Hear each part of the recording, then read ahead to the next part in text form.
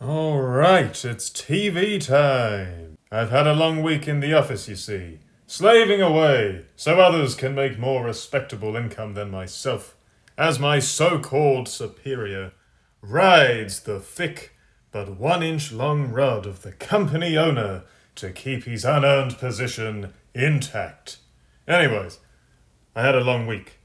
My Friday night plans got cancelled last minute, so I sat in and decided to watch a movie. I ummed and I erred, and I settled eventually on what critics and the Academy assured me was an excellent piece of high art cinema. Poor Things. Alright, Emma Stone, she's a good actress. Let's see how this goes. Fascinating, disconcerting visuals and design. Some inspired acting performances.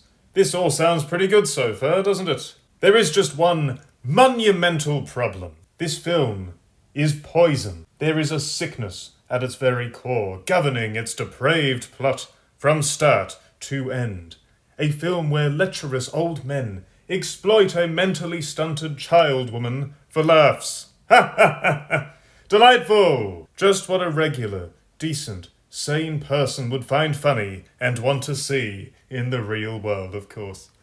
Emma Stone portrays Miss Bella Baxter, a grown woman with the mind of a baby. No, literally, the zany Metropolis style. And I mean the silent movie, clever clogs, not Superman's base of operations. Sci-fi of this flick's early scenes introduces us to a ridiculous procedure in which the brain of a fetus is used to reanimate the body of its recently deceased mother. We watch a speedrun of the growing up process as Bella progresses from baby nonsense to childlike wonder to, eventually, something resembling a grown-up mentally. This all just sounds quite silly and eccentric, doesn't it? Weird, sure, but twisted, sick, evil? No, come on now, this strange narrator is going for a reach. It's ridiculous. You see, the grown men around her simply see, physically, a grown woman, and they're just infatuated with her severe, stunted mental state. They find her adorable. One proposes marriage, and another cashes in on her discovering the thrills of pleasuring herself, whisking her way on an intercourse odyssey abroad after waltzing in and giving her a cheeky fondle she didn't really consent to. And from there, you get Emma Stone bearing it all in sex scenes with a selection of frankly quite unattractive, past their prime men such as Mark Ruffalo and some lesser-known talents whose names escape me. And all the while, she stumbles about awkwardly, like a clumsy child still mastering the art of their own movement. Her light, infantile speech patterns, debatable attention span, and keen interest in the physical act of love. Or as she calls it, furious jumping. Oh my goodness. That's right. You are watching someone who is, internally, a child, get ploughed by dirty old men. That's the film, there you go. We'll analyse more of the plot in a bit. But let's just dwell on this horror for a little while, shall we? This film is a hideous, dreamlike journey into the depravity of the elite, their culture, their customs, what they've slowly but surely been desensitizing and normalizing us to for decades, generations even. A film full of sickening sadism, abuse, and degradation. All played for laughs too, so-called humour that only a bloodthirsty psychopath would locate in reality. All to lighten it up. Let it breeze through you humorously. No biggie. Nothing wrong here. It's transgressive, it's just avant-garde, that's all. Scenes of mutilation, body modification, and borderline necrophilia take place, all revolving typically around this child woman, this infantile adult, a bridge between the two worlds of immaturity and maturity, as she plays with the genitals of dead bodies, before later discovering the joys of the cuck carousel. And it's all wrong! And you feel wrong watching it. Not because it's scary or compelling or intense, but merely because it is depravity that has now got its way into your mind's eye. Good luck getting it out. This is the normalization of an N-O-N-C-E. Gotta watch out for censorship on this platform. fantasy, and Nonce, fantasy, in which the story of dirty old pervs can get their hands on those who most certainly are not legal, developed, or ready for their filthy machinations. Criminal sickness of the highest order, or shall we say lowest, most evil order. Something that many have suggested is among the darkest, dirtiest secrets out there bubbling to the surface. These types in the shadows in their secret meetings, hanging out on their private islands, figuring out new ways to turn us all into brainless serfs forever. But hey, in the meantime, charming little movies like this one give us a legal, artistic depiction of the elite's daydreams, allegedly. The kind of stuff that in reality, unburdened by adult actors, makes it so easy for them to be blackmailed by, financiers, bankers, real upstanding citizens, yeah, good. Next up, another sin of this film. This is quite literally a sin in most religious doctrines. Blasphemy. Now, I'm sure the Christian people are rather used to being mucked in Hollywood by now.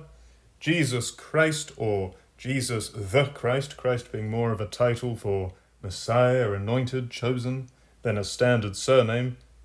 He gets lampooned on the regular in mainstream entertainment, relentlessly so, more so than any other religious figure, whether it be a deity, a prophet, or indeed a saviour. Funnily enough, he is not the main object of mockery here, but there is a warped and twisted analogy possibly concerning his father.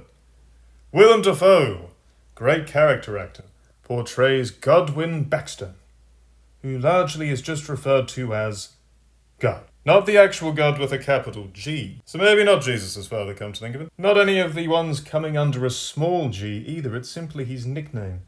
As a sick, disfigured, castrated scientist, mad scientist, who spends his days maiming and mutating dead animals and human corpses, turning them into animated hybrid monstrosities for some reason. He's a little bit bitter about the fact his own father destroyed him with frequent experiments that have left him as this nutless, scarred-to-ruins cartoon of a man we get in the film. So fair enough, that would be very upsetting. The God name is a grim joke on two levels. On one hand, it's ironic, as this guy makes disaster pieces that completely go against the laws of nature and creation. On the other, it is a cruel mockery of the concept of the Almighty, and an embrace of the bleak, evil creator-god demiurge that turns up in many Gnostic concepts. A monstrosity of semi-human nature who runs a world of suffering, tearing it up and tearing it apart by whim at any given moment. Either way, the very idea of creation, godliness, spiritual nobility, is getting satirized and perverted here, to put it politely. And it doesn't stop at mocking a concept of a godly creator.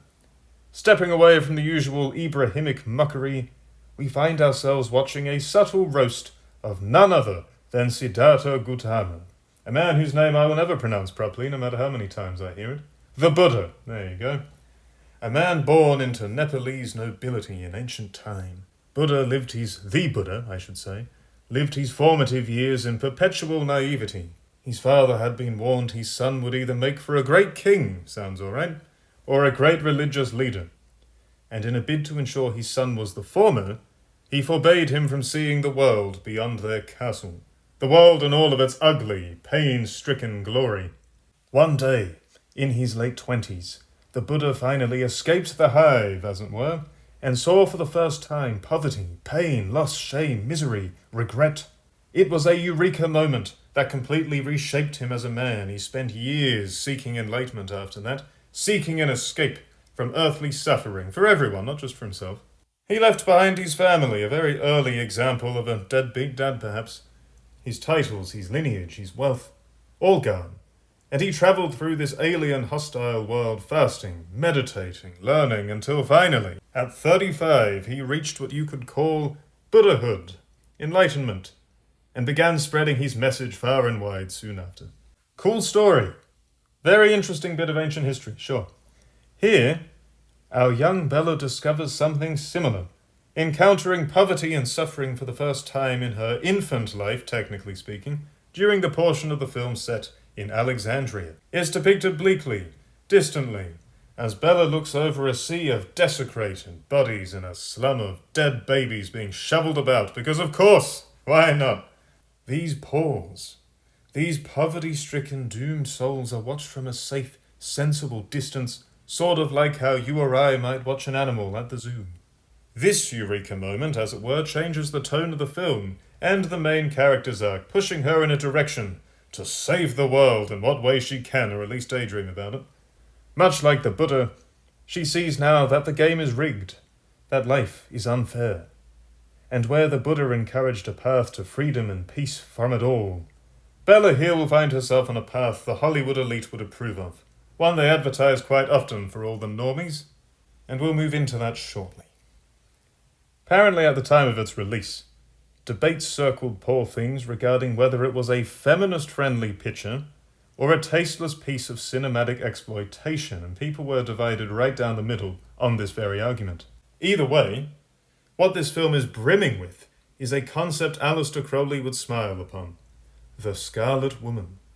Crowley's Scarlet Woman was a concept in which a kind of divine femininity could be attained through extensive ritual degradation and humiliation, as the woman in question is subjected to all manner of sexual mayhem in order to open up a bridge to Babylon. That's with an A, not a Y. The so-called mother of abominations, with the Scarlet Woman eventually serving as the deity's physical representation on Earth. In Poor Things, Bella is depicted as growing and learning through her time spent as a prostitute, getting passed around in a series of comically embarrassing sex scenes that not only degrade the character, but the actress doing them as well. From bizarre bondage to smelly obese meat industry workers to being humped in front of a man's children to educate them, apparently. Viewers are treated to a series of truly bizarre encounters that Bella emerges from as a supposedly wiser, more liberated individual. With each act of degradation, she grows as a person. A nice little representation of how our modern society time and again puts whorish behaviour on a pedestal for both men and women, to be clear, to be fair, but especially for women these days. You have OnlyFans degenerates getting worshipped like goddesses by impotent pay pigs. And some feminist movements, not all, obviously, seem to think working a miserable 9-to-5 on the road to a selection of pump and dumps and spinsterhood is some kind of monumental accomplishment compared to, say, having a loving, happy family, an actual accomplishment not enough people pull off these days. There is no liberation, regardless of your gender or your orientation or whatever else, in having to disgrace yourself for money. Bella's journey into whoredom here kicks off simply because her and Mark Ruffalo's character run out of money. And while the creepy, patriarchal Ruffalo, who doesn't want her to learn or grow, of course, because of course he doesn't, he winds up being in a straitjacket at the resident loony bin. Bella sheds much of her infantile persona after being passed around for 30 francs a pup. I generally charged 30 francs. Well, that seems low. By the end of the film, spoilers, the film's been out for a long time, so, Bella is large and in charge. Figuratively speaking, on the large front, just to be clear, obviously Emma Stone is in fine shape before someone throws a gasket. She's sitting about. She's reading her book, moving forward with a strong belief in a system she's been led to believe will change the world forever for the better. Because, of course, socialism is nearly always the answer in Hollywood these days. At the mainstream and/or award-winning levels, that is. Socialism might sound nice and caring at a glance, and I certainly used to think so when I was younger. But ultimately, it is a miserable construct that plants the individual firmly in the state wall. Everyone an unmotivated brick in a system that does not reward hard work or innovation. And one where, very conveniently, a lucky few in charge just happen to live like kings at the expense of everyone else a lot of the time. Funny that, much like communism, its sibling. King dictators, king politicians, over a sea of losers. Just delightful, really nice. Anyways, this isn't really meant to be a political video. I was focusing more on the disturbing, esoteric, and what do we even call it, sexually deviant concepts of the film, I guess. For actress Emma Stone, this whirlwind of cinematic embarrassment that'll be viewable forever netted her second Academy Award for lead actress, her second Golden Eunuch for Best Lead Actress. Wonderful. Oscar is the most beloved and respected man in Hollywood. Keeps his hands where you can see them, never says a rude word, and most importantly, no penis at all. I, and many others with much bigger platforms than measly amateur YouTube channels, have talked in recent times of Hollywood humiliation rituals. That to stay and grow in the celebrity system and prove your loyalty, you must prove your commitment by bringing shame onto yourself. This goes for men and women and everything in between in show business, and it can take a variety of forms. From embarrassing skits to challenging, arguably degrading film roles, time and again you'll see these stars embarrassing or exposing themselves en route to the top or near enough of their chosen profession. Now, in the more tinfoily, conspiratorial side of life and thought, when nothing is what it seems, there are some curious accusations that have often been thrown in Hollywood's direction, in film business, TV business in general, show business as a whole, but Hollywood especially. One is that many films and shows have been used in a bid to normalize behaviors and actions that aren't readily accepted by the general public.